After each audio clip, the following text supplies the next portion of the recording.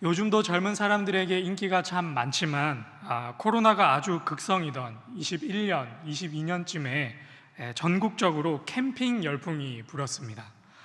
자연스레 캠핑 장비들도 불티나게 팔리게 되었는데, 어떤 가성비 좋기로 이름난 한 브랜드에서는 물건을 제작해서 판매 링크를 올리고 나서 한 10초, 20초 사이에 올렸던 모든 품목이 품절되는 그런 아주 진귀한 현상도 종종 벌어지곤 했습니다.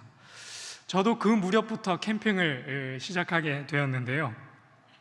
캠핑을 하기 위해서는 가장 기본적인 장비가 하나 있는데, 그게 뭐게요?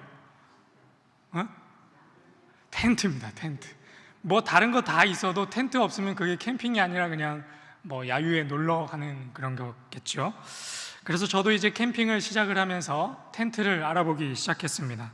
뭐 가진 것이 그렇게 많지 않았기 때문에 최대한 낮은 가격으로 최대한 좋은 품질의 텐트를 찾고자 몇 날 며칠을 그렇게 지냈더래 했습니다. 제가 사려고 했던 텐트는 2주에 한 번, 그리고 한 달에 길면 한 달에 한 번, 이렇게 텐트를 한 100개에서 200개 정도 이렇게 물량을 풀곤 했었는데, 그런데 그 브랜드가 워낙 인기가 많아서, 가성비가 좋기로 소문이 났기 때문에 아주 인기가 많아서 판매 링크가 딱 열리자마자 한 10초 안에 그 결제까지 못 가면 절대로 살 수 없는 그런 아주 놀라운 텐트였습니다. 제가 성공했을까요? 실패했을까요? 성공이 많은지 실패가 많은지 모르겠지만 처참하게 실패했습니다. 전국에 살고 있는 캠퍼들의 손가락이 얼마나 빠른지, 이렇게 해도 안 되고 저렇게 해도 안 되고, 갖은 방법을 동원을 해도 그 10초 안에 제가 그 텐트를 구매하기가 쉽지가 않았습니다. 텐트를 구하지 못하니까 자연스레 캠핑장 예약을 해봐야 가지 못해서 취소하는 일이 일수였습니다. 그래서 매번 실패할 때마다 그 마음이 얼마나 낙심이 되고 낭망이 되고 나는 실패자야, 이런 마음이 들게 되는지, 어떤 날에는 밤에 억울하고 분한 마음에 잠을 못 자는 그런 날도 있었더랬습니다. 그렇게 거의 반포기 상태가 되어서 있다가 그 텐트 브랜드에서 운영하는 온라인 카페가 하나 있었는데, 그 온라인 카페에 한 가지 공지글이 하나 올라왔는데, 그 글이 제 심장을 뛰게 만들었습니다. 경기도 양주에 있는 한 오프라인 매장에 제가 살려고 했던 그 텐트가 한 12동 정도 현장에서 판매를 하니까 사시고 싶은 분들은 그날 오전 10시까지 오셔서 선착순으로 사가라 라는 그런 공지였습니다. 그런데 이 공지글을 아주 얄궂게도 낮 시간대에 올린 게 아니라요, 새벽 3시 반에 그 글을 올렸습니다. 새벽 3시 반에. 그걸 자고 있는 사람이 그걸 어떻게 알겠어요? 그런데 하나님께서 저를 부르셔서 그 밤에 무슨 바람이 있었는지 하나님께서 사무엘을 부르시듯 저를 흔들어 깨우셔서 새벽 4시 반에, 제가 그때는 새벽 기도도 안 다녔어요. 안 다녔는데 새벽 4시 반에 눈이 이렇게 뜨여가지고 그 카페에 글을 열었는데, 새벽 3시 반에 올라왔던 그 글을 확인을 하고, 조회수가 제가 기억하기로는 새벽 3시 반에 올라왔는데도 조회수가 한 30 이렇게 찍혀 있더라고요. 그래서 바로 바지만 갈아입고 차를 타고 경기도 양주로 그렇게 차를 몰아서 갔더랬습니다. 제가 얼마나 그 마음이 간절했는지, 집에서, 서울에서 경기도 양주까지 30분 정도 달려서 도착했던 것 같아요. 가는 내내 설마 내 앞에 사람들이 있을까, 내가 4시 반에 그걸 보고 이렇게 왔는데 설마 내 앞에 사람들이 있어서 내가 텐트를 못 사는 일이 발생을 할까, 그런 염려를 가지고 차를 몰아서 도착을 했는데, 어떤 일이 일어났게요? 앞에 사진을 한번 보시죠. 제가 차에 앉아 있는데 새벽 5시 한 조금 넘어 있는 시간인데, 제 앞에 차들이 저렇게 대기하고 있었습니다. 제가 도착하고 나서 차 대수를 하나하나 이렇게 셌는데, 제 앞에 7대가 도착해서 있는 것을 보고 굉장히 또 12동이 풀렸기 때문에 마음에 안심을 하고 오전 10시까지 기다려야 되겠다 하고서 그렇게 기다리고 있었습니다. 그래서 저는 결국 제가 원하던 텐트 한번 보여주시겠어요? 두 번째 사진. 아주 영롱하게 빛나는 제가 몇 달을 노력해서 수고해서 얻었던 이 텐트를 가지고 어떤 결과를 만들어냈냐면, 마지막 사진을 한번 보시죠. 이런 결과를 만들어내었습니다.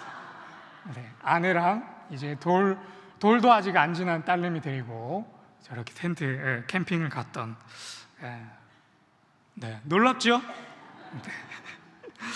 제가 내일부터 휴가를 떠나게 되는데요, 장마 기간이 와서 캠핑을 갈 수 있을까 못 갈까 하는 염려가 있긴 하지만 휴가를 준비하면서 이런 생각을 한번 해봤습니다.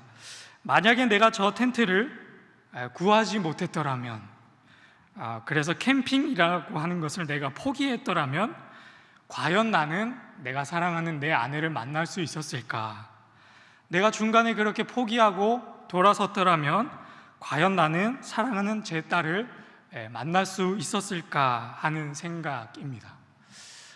오늘 본문, 우리가 읽은 본문은 이렇게 하나님께서 말씀하십니다. 우리가 선을 행하되 낙심하지 말지니 포기하지 아니하면 때가 이름에 거두리라. 아멘. 제가 조금 제 이야기로 가볍게 이야기를 했지만, 우리가 살아가는 인생 가운데는 참 우리를 낙담케 하는 일들이 참 많이 있는 것 같습니다.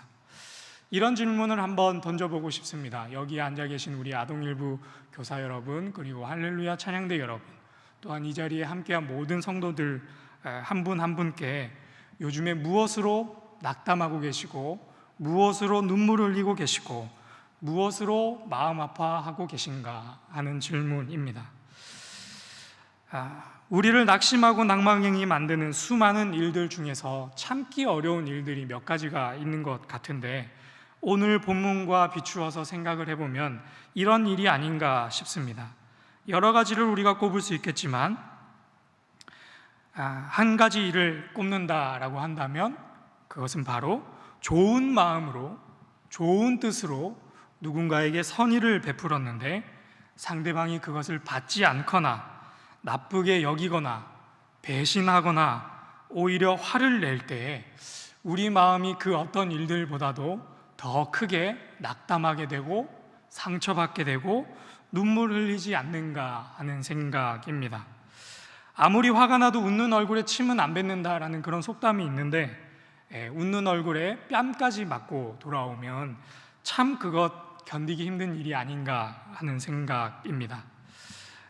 아동일부 교사 여러분, 저도 아동부 전도사를 오랫동안 해봐서 잘 알고 있는데 참 쉽지 않지요? 교사로 섬기는 것이.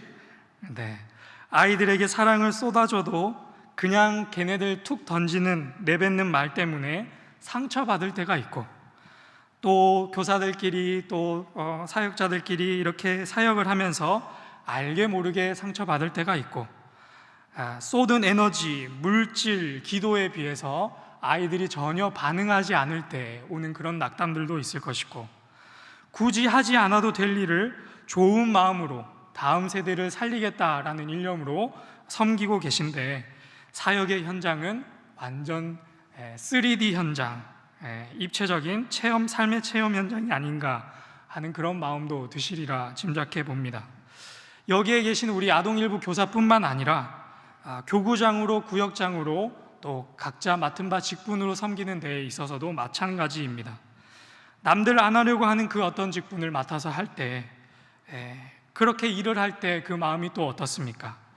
오해 살 일도 참 많고, 연락했으나 받지 않을 때의 그 거부감, 그 정도는 또 괜찮을지 모르겠어요. 분명히 카톡을 읽었는데, 내가 보낸 카톡을 읽었는데 답장이 없을 때의 그 서러움, 챙겨준다고 챙겨드렸는데 오히려 고마워하는 마음 없이 역정을 내거나 더 많은 것을 요구할 때의 그 분노, 또 교구에 일손이 없어서 부탁하려고 하면 그게 사실 내 일이 아닌데 괜히 부탁하는 마음이 미안하고 죄스럽고 죄책감이 드는 그런 경험들 다들 한 번쯤은 해보지 않으셨을까 그리고 하고 계시지 않을까 하는 생각을 해봅니다. 오늘 하나님께서는 그런 우리에게 이렇게 말씀하십니다.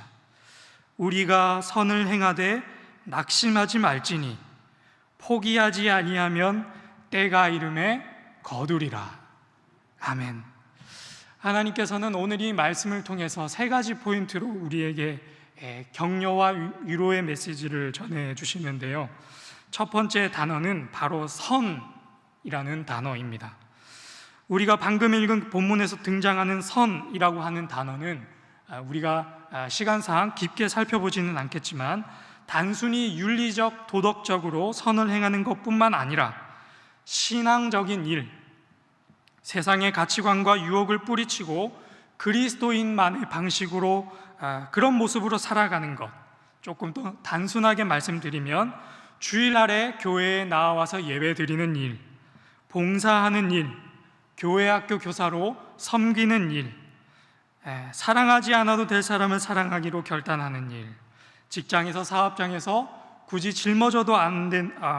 짊어지지 않아도 될 일을 하나님 말씀대로 해서 손해보는 일, 비난을 받는 일, 배신을 당하는 일, 그 모든 일, 그래서 그리스도인이기 때문에 해야만 하는 그 모든 일을 오늘 본문에서는 선을 행하는 일이다 라고 말씀하고 계신 것입니다. 선을 행하고 있다. 우리 아동일부 교사 여러분들께서 아이들을 돌보는 그 일이 하나님께서는 다른 그 어떤 일이 아니라 선을 행하는 일이다 라고 말씀하시고 계신 것이고요.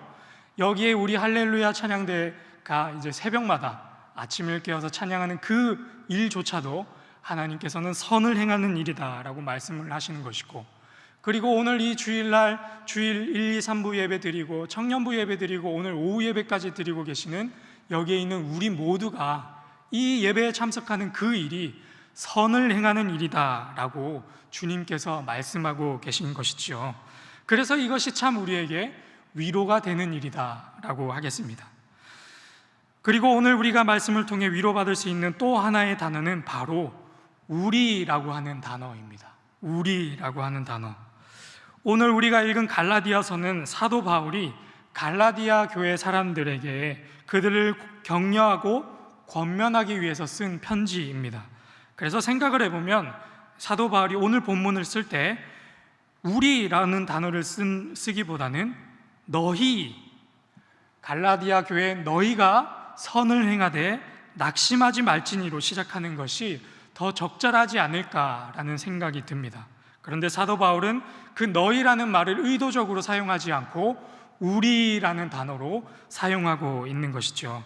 다시 말해서 그 선한 일을 나 혼자서만 하고 있는 것이 아니라 너희들만 하고 있는 것이 아니라 그 모든 선한 일을, 그 힘든 일을, 그것이 모든 것이 힘든 일이라는 것을 알고 있지만 그럼에도 불구하고 우리 모두가 함께, 주님 앞에 부름받은 우리 모두가 함께 견뎌내고 있다라는 것을 의미합니다.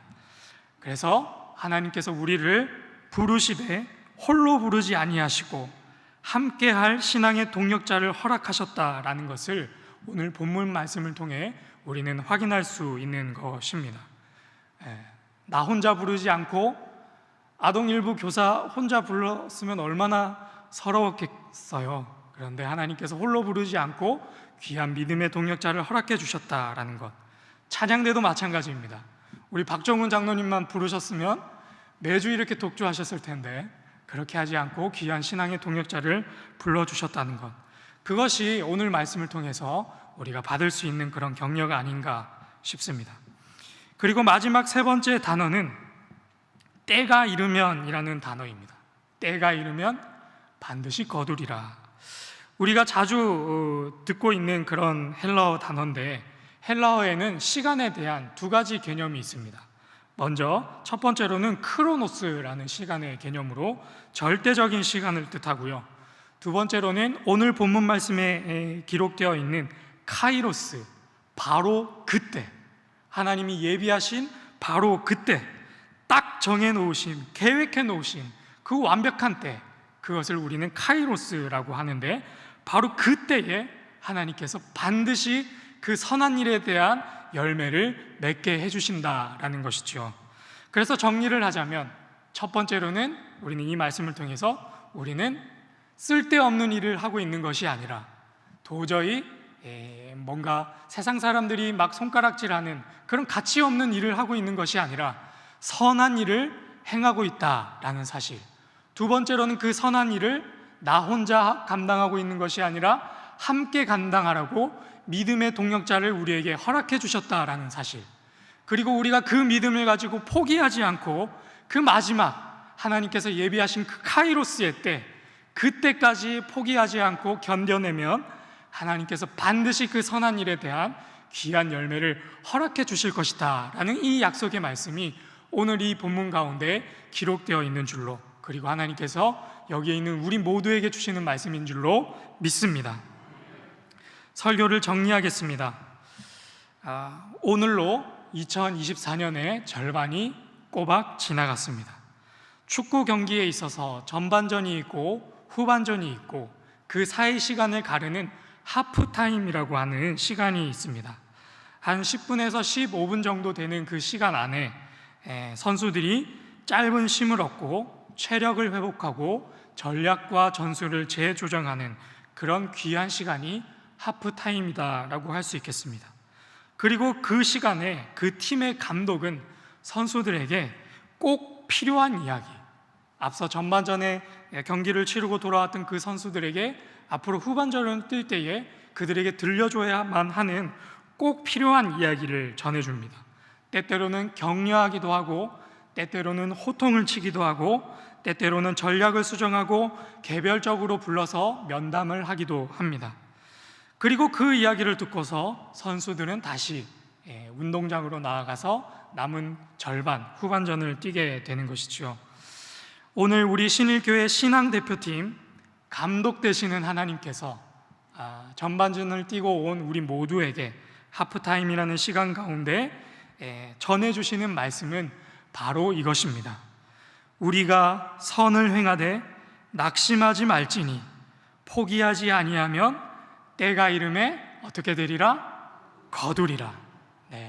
우리 명장 중에 명장 되시는 히딩크 감독 저리 가라 하는 명장 중에 명장 되시는 우리의 감독 되시는 하나님의 이 말씀, 이 조언을 기억하시고 남은 하반기도 주님 안에서 승리하시는 저와 여러분이 되기를 주님의 이름으로 축복합니다. 제가 기도하겠습니다. 하나님, 참 감사합니다. 한 해 시작한 지 엊그제 같은데 벌써 절반이 지났습니다. 여기까지 인도해 주신 그 발걸음, 그 손길 주님 참 감사드리고, 오늘 이 귀한 시간을 통해 주신 말씀 생각하며 우리가 선을 행하되 낙심하지 않고 올 연말까지 최선을 다해 경주하는 우리 모두가 되게 하여 주시옵소서. 이 모든 것 우리의 주님 되시는 예수 그리스도의 이름으로 간절히 기도드립니다. 아멘.